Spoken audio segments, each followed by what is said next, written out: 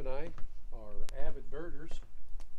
When we're not traveling to great places for birding like the Olin Nature Preserve or Riverlands or Horseshoe Lake, we like to just kick back and allow the birds to come to us. And kind of interesting that in terms of the last few days, it's been so cold. By scattering there at about 7 o'clock in the morning, there could be from 75 to 85 cardinals, mourning doves, juncos, and whitethroats. They're the first birds to arrive. And I was telling Ramona, we've also got a mockingbird that feeds on the hollies over here, and then comes over and gets a drink from our bird bath every morning. His sound is the first thing I hear in the morning. Those four I just mentioned that'll be here so early are very quickly joined by Carolina wrens and goldfinch, and then it's just a progression. As I said, I kind of do a little research on arrivals and all that, and I've learned that by doing these things that we're talking about in the first half hour of feeding, you can get somewhere in this time of year, you can get somewhere in 18 to 20 different species that will show up. Today I've been asked to share a little bit about what we've learned about bird feeders over the years, and I'd like to start with something that's not exactly a feeder, but it's a very essential part of winter feeding, and that would be the heated bird bath. And I just put the box up there in case you're interested, and again, it's very, very essential that birds, especially in the severe cold, have a water source if at all possible. So let's go on out here, and I'll kind of share with you some of the ideas we've had. And I guess the first thing I ought to say is that there's not too many people that would do to the extent of what we've done as far as the number of feeders and the types of feed we use. I've been involved with the Cornell Labs Audubon Society, and through the eBird reporting program, I've done research over the last years. And by having all of this variety, it allows me to study behaviors, feeding preferences, and those types of things, and then report them to the eBird program. If I were to suggest just one feeder, and you had either in your budget or in your limited space, one feeder, I would say that we go with something like this house feeder, I call it, the red feeder here. And what this allows you to do is put the sunflower in, and I think the number one seed that I would say that if you had just one seed, it would be black oil sunflower. But you can put the black oil sunflower in, fill it up, have long lasting, and then you've got the places for the soot. And I think soot is another thing. So the one feeder would be something like this. If you expanded and you wanted to have another feeder, I'd recommend having something that would allow the smaller birds access while keeping out the bigger birds. Or at least that's what your goal is. A starling, a red-bellied woodpecker will land on this and reach in and get a couple of seeds, and we know that. But by and large, something like this or something like this that allows access by smaller birds but not bigger birds, that's, I think, the way to go. You notice that on a feeder like this, if you allow it to be just freestanding, a lot of the food or seeds will drop out onto the ground. That's not a bad thing, except the more that happens, the more you get the squirrels and that type of thing you may not want. Now, I realize there's some of you out there that just love squirrels. You put corn out and you do the types of things that would attract them as well. And I just don't happen to be one of those kind of people, so I rely on whatever the birds don't eat, that's what the squirrels get. So I've done a couple of things. One thing, this obviously did not come with a pizza pan attached to it, so I've attached a pizza pan to this one.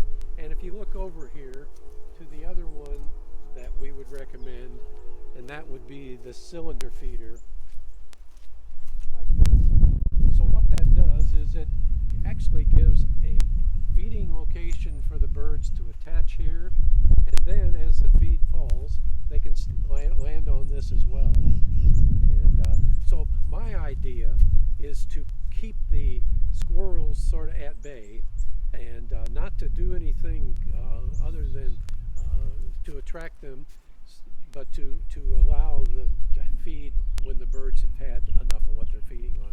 So you've got the feeders that are for the small birds. You've got the general feeders. Also, another type of feeder would be what we call a platform feeder, and it detaches, and you can put a variety of food in there, and by putting the proper kinds of food in these feeders, you can begin to attract more and more of a variety of birds.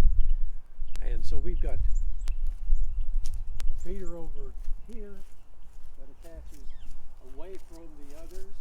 This gives the chickadees, the TNCs I call them, the chickadees, the nuthatches, and the tufted titmice a chance to kind of get over here away from the other birds.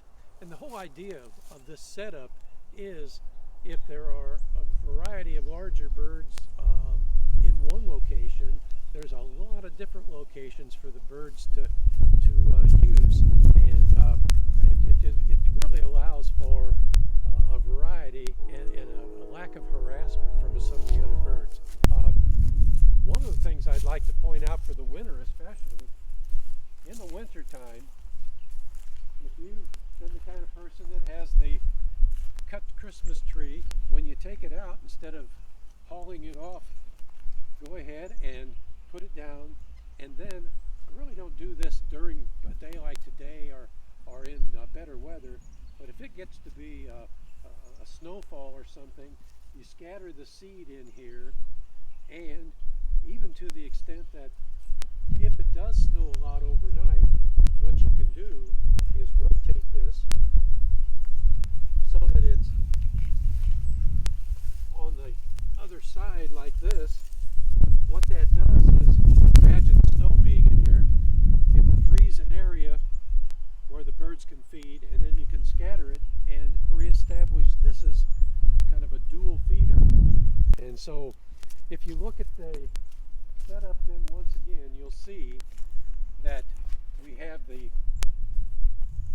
ability to put a variety of food in a variety of feeders.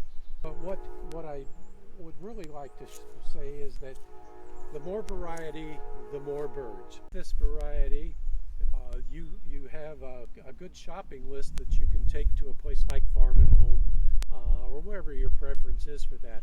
I get a lot of what I use out here from Farm and Home. But what we've done, rather than invest in a lot of this food over and over, is we've tried to take the food and we've created these mixtures. And what we've done with the mixtures is it just makes everything expand. And so all the food you see here, from woodpecker, these Wild Delights fruit and nut and berry, woodpecker food, cardinal food.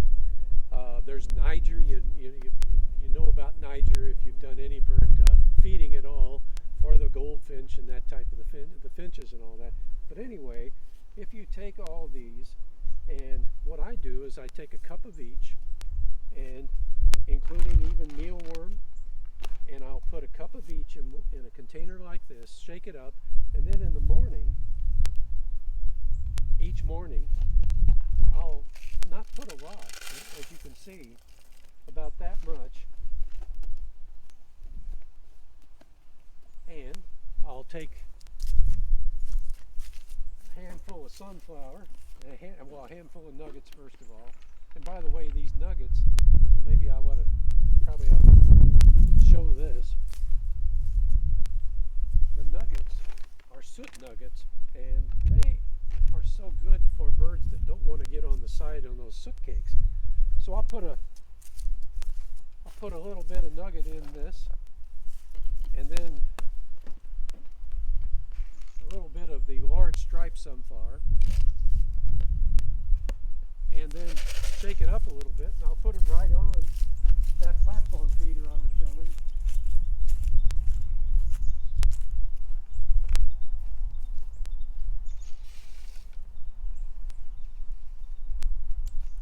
And then I've got about 10 different species of birds that'll land on that a lot of times as early as 7 o'clock in the morning, and then for the next hour or so. We get a little bit of an invasion now of starlings, so it's good that you get the bird feed out early for some of these. But then by having, again, by having this variety, if the starlings are concentrated in one area, the other birds can go to one of the other areas. So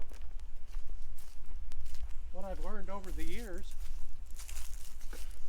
is to try to keep the bird feed in a easily accessible area. Now, obviously, this isn't all out here, and you can see that I've got all this set up so we can see it out here.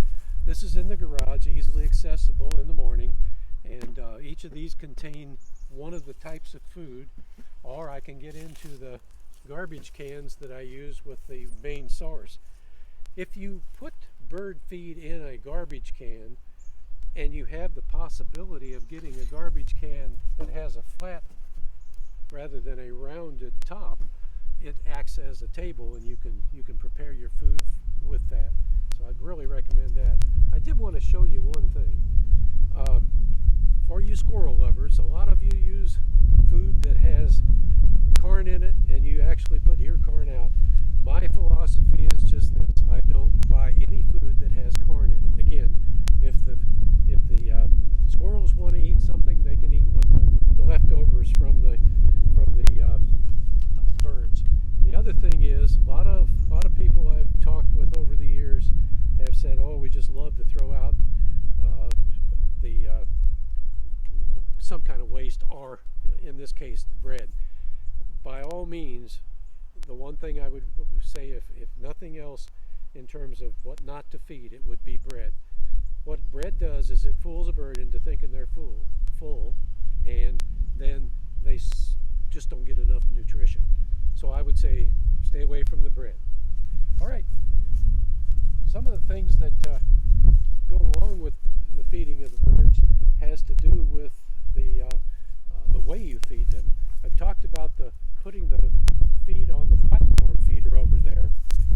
The other thing is that by taking something like this, a container that I also use to make the mix, I'll go to one of these, and there is a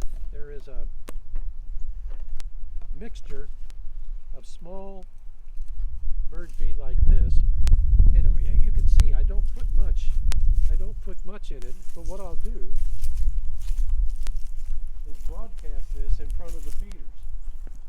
Now this does attract the squirrels, but by doing this early in the morning, it allows for just one more level of feeding. And I haven't mentioned that before, but feeding at different levels attracts different birds. So you've got all these variables: feeder types, feed types, levels, and all that. So that's another thing we've learned over the years. We've got, I think we've covered just about everything. I do want to say when it comes to soot, I want to mention that. There's a lot of people that believe that soot is soot and it's all the same. I found, again, through the experimentation and research, that if you get this mealworm and nut variety on the soot cake, that it's consumed about 3 times faster than any of the others. So the only thing I can think of that we haven't mentioned is the fact that you need a pair of binoculars, even if you're this close, because sometimes in the twilight or in the subdued light, you might find that a nuthatch and a chickadee look the same, at least from this distance.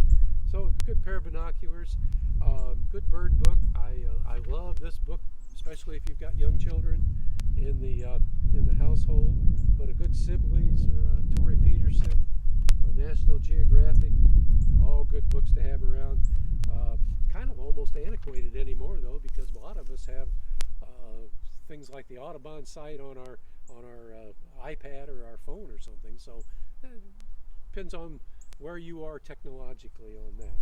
All right, so that's just about it. I did want to mention that if we look over here for a moment, that on a good day, you'll find me sitting just about where I was when I greeted you. On a very cold or inclement day, if you imagine moving that chair over to the left, that window right there has a very comfortable chair on the other side, and it allows me to look out. And I'll even even in the coldest of days, I'll open a window just a little bit so I can hear them coming, because there's over the years, a lot of my bird watching has become bird listening. So it's been a pleasure having you in our area here, our property, and we hope that by some of the things said that you can pick and choose and either establish bird feeding areas or maybe enhance what you're already doing. Thank you.